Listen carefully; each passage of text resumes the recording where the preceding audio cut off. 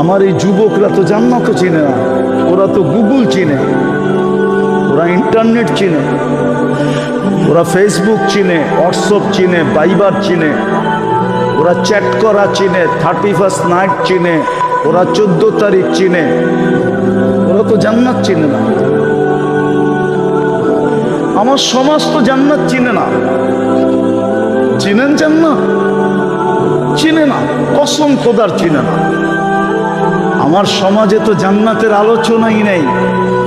জান্নাতকে কেউ ফুটাই তোলে না, তুলা ধরে না। জান্নাতের মজা তো আমার যুবকদের জিহ্বায় কেউ লাগায় না। তাহলে আমার বিশ্বাস, ওরা যদি জান্নাত চিনত তাহলে ওরা কোনোদিন, কসম খোদার, এরকম ওদের রূপরেখা হতো না। আল্লাহ তো বলে আমি জান্নাত দিয়ে কিনবো, জান্নাত দিয়া। তোমরা লেনদেন করো বাজারে কাগজ দিয়া, আমি কিনবো জান্নাত দিয়া।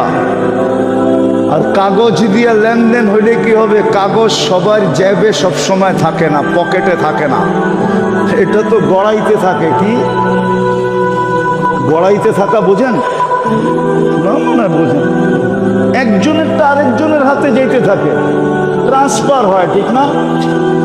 আল্লাহ বলে আমি জান্নাত দিয়ে তোমাদেরকে কিনবো। আনতাহিয়াও ফালা তামুতু আবাদা, চিরদিন থাকবে তুমি, কোনোদিন মৌত আসবে না। আনতাশিব্বু ফালা তাহরামু আবাদা, চিরদিন যুবক থাকবে, বৃদ্ধ কোনোদিন হবে না।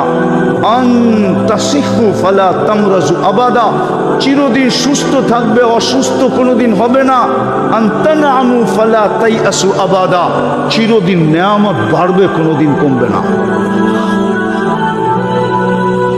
শুধু এখানেই শেষ না, মা তাস্তাহি